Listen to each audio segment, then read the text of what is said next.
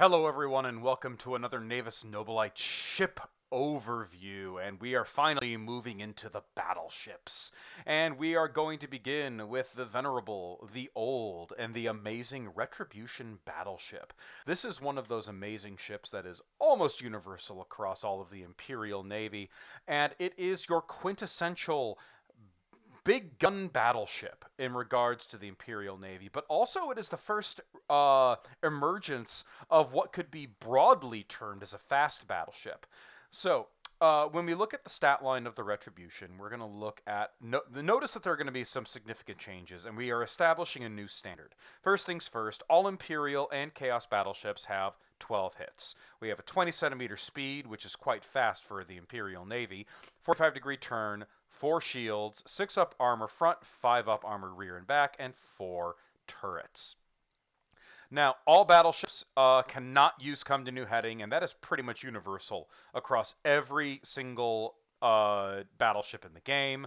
Anytime you have that magical battleship, there is no come to new heading. And even with the Eldar, they can't even use come to new heading, so it's not even a problem. So, one thing that you're going to notice is that the Imperial battleships sacrifice firepower for durability as their point costs increase. Now, they do have some very potent firepower in their battleships, but you can generally find that utilizing smaller vessels, you can get a great deal more firepower for roughly equivalent point costs. Again, what you're getting is the anvil. You're getting this really tough platform that's really hard to kill, with the benefit of having really long range weapons. So, looking at the Retribution, we have port and starboard strength 12, 60 centimeter weapons batteries, and a dorsal lance battery of 3 going front, left, right. I know I made a mistake in a prior video about the repulsive Grand Cruiser. No, the repulsive Grand Cruiser actually has stronger weapons batteries at 45. I apologize, you can make fun of me about it later. And finally, a strength 9 prow torpedo. What this vessel effectively is designed for hunting smaller vessels. Now, it does have a really solid strength 9 torpedo, which is a threat to pretty much anything on the board. But as you can see, its weapons batteries and lack of upgrades are really meant to either be a cleanup crew for all of your other shots, or to soften up a target for the rest of your fleet to really pound the tar out of. It is far more of an anvil than it is a hammer. The benefit of the Retribution is its comparatively low points cost at only 345 points. Uh, Generally speaking, from my experience, the Retribution is used the least because most of the values of its firepower are more efficiently gained in the smaller versions of the Imperial Navy vessels. You can get much better firepower at 60 centimeters if you take a couple of overlords. You can get better lances. You can get a lot of better things in other places. However, that doesn't mean the Retribution is a bad ship. Far from it. The Retribution is a excellent opportunity if you find yourself, cramming a lot of points into your smaller ships and you can only afford 345 points. In my experience, every time someone has used a Retribution, they've never regretted it, but at the same time, since there's no real wow factor to this vessel, there's not a lot of motivation to take it. So I'm going to actually kind of push you, the viewer.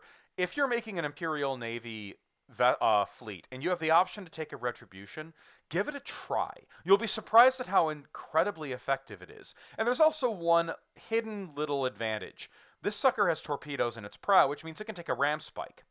And there is nothing more unfortunate to an enemy battleship when suddenly a 20 centimeter speed battleship rams into it with a power ram in the front.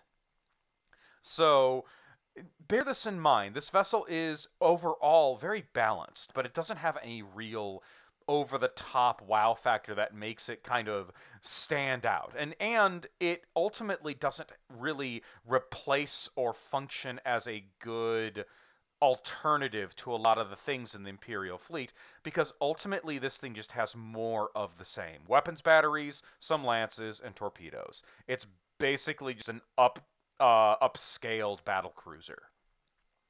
But at the same time, you really if you basically sleep on this vessel, you're sleeping on a very solid vessel. And there's something to be said about a battleship that can maintain cohesion with the rest of its fleet, of which in the standard battleships, this is the only one that can. So ultimately, the Retribution battleship is a really solid battleship. It basically runs right down the balance line. There's nothing really that stands out about it, but there's nothing that actually takes away from it. It doesn't have any weaknesses. It has a solid enough turret cover that even if you don't have any carriers helping it, not a lot's going to get through. It has really solid firepower, so if anything gets close, it's going to regret it for its brief life.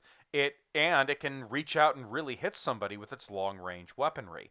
For use on the table, I would use this very similar to an Overlord. I would have this potentially over to the side of a formation going in at a 45-degree angle to the table, so you can dump torpedoes onto the board, but not have any problems turning so you're parallel to the table and really unload on your enemies from a really solid range. So, that's the Retribution battleship. It's kind of a short video, but there's not that much, you know, fireworks to talk about in regard. It's just a solid battleship. It does its job. It's not really meant to do anything other than its job. And because of that, it is reliable, which is something that a lot of the other battleships simply don't have. I'll be moving on to the next battleship here in a moment, and I can't wait to see you all in the next video.